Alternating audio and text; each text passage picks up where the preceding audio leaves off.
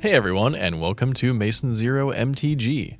Today we're looking at Foundations. This set is basically a core set, and it has a lot of reprints, but there are still 139 brand new cards to look at.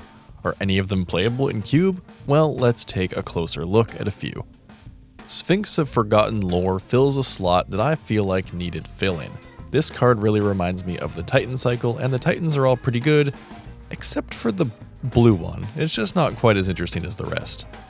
And if you're a stickler for completing cycles, even if it's just sort of spiritually, running this card may be a way to cheat that cycle into your cube. It's a 3/3 for 4 with flash and flying, and when it attacks, an instant or sorcery in your graveyard gains flashback until end of turn. It's kind of like if Snapcaster Mage was a Titan. I personally like the attack trigger, as it means you can flashback larger spells, as you haven't already paid 2 mana for Snapcaster. Also, compared to Snapcaster Mage, it's a creature that could reasonably end the game. It's not all upside though. It only triggers on attacks rather than entering, like Snapcaster does, and maybe I would have liked to see it also trigger on entering.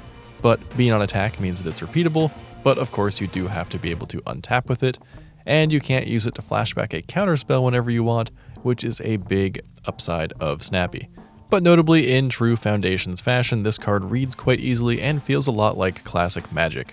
I saw a few people mention the recent Cube Edition Malcolm Alluring Scoundrel, and how the Sphinx just feels like a similar enough effect without being as complex or wordy.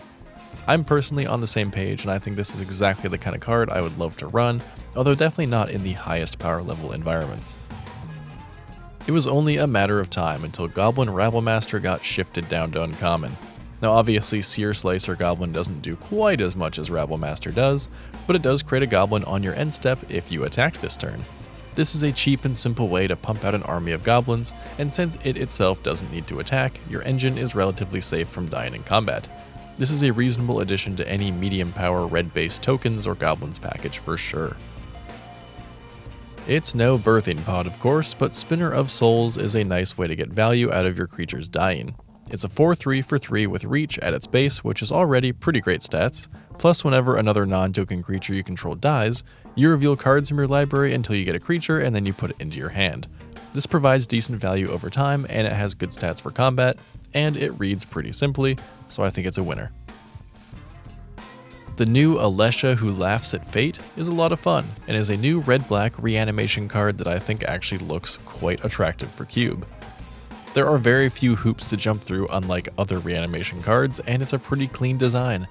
She's a 3 mana 2/2 first strike, and when she attacks, she gets a counter.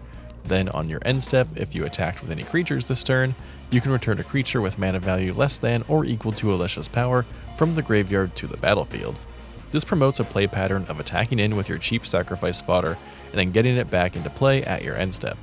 It's a huge value engine with just one other small creature on the board, and if you can grow Alesia, then it gets even better. I think this is even stronger considering how many good cheap red and black aggro creatures we've gotten in the last few years, like Ragavan and Inti, just to name a couple.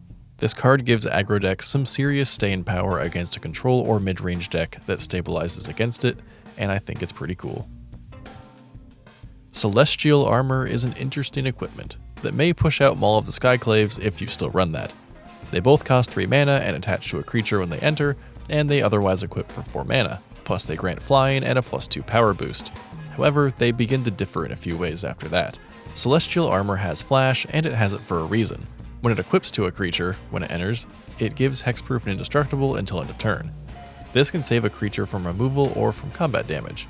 But then in the long term, the creature gets +2/+0 and flying, while Maul of the Skyclaves gives +2/+2 flying and first strike. So it has a couple trade-offs. I think the downside is that as an equipment, you want to be proactive and play it as soon as possible so you get in more damage, but Celestial Armor asks that you keep it in your hand until you need it to save a creature, and it asks you to keep 3 mana up. 3 mana is a lot for a protection spell, and 4 mana is a large equip cost for just +2/+0 and flying later on in the game. So it's a bit disappointing unless you get the timing perfect to get maximum value out of the card. This card is cool, and I can see some people testing it out, but it may be more trouble than it's worth.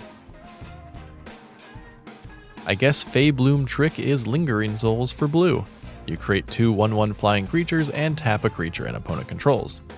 It's nice that the tap happens after the token creation, so if the creature gets removed, you'll still make those flyers. There are some great ways to make flying tokens in blue already, but this is an instant which plays better with things that care about instants and sorceries. I will say I really like Mischievous Mystic from this set too for similar reasons, but again, this being an instant gets it extra points. 9 Lives Familiar is a little cat that just keeps coming back. It enters with 8 revival counters on it, and when it dies, it comes back with 1 less counter. It's a 3 mana 1/1 with no additional abilities, but this creature can chump block forever, be consistent sacrifice fodder, and be really persistent if you have Proliferate. It's a card that could buy you some time if you're behind, although its downside is that it doesn't necessarily do anything on its own and isn't super proactive without additional synergies.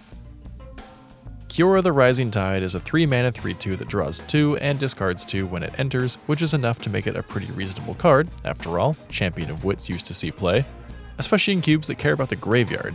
But this card also cares about the graveyard in that on your end step, if you have 7 or more cards in your graveyard, you can create an 8/8 Octopus token. Now don't worry, that token is legendary, so someone who plays Kiora won't be going too crazy with all those tokens.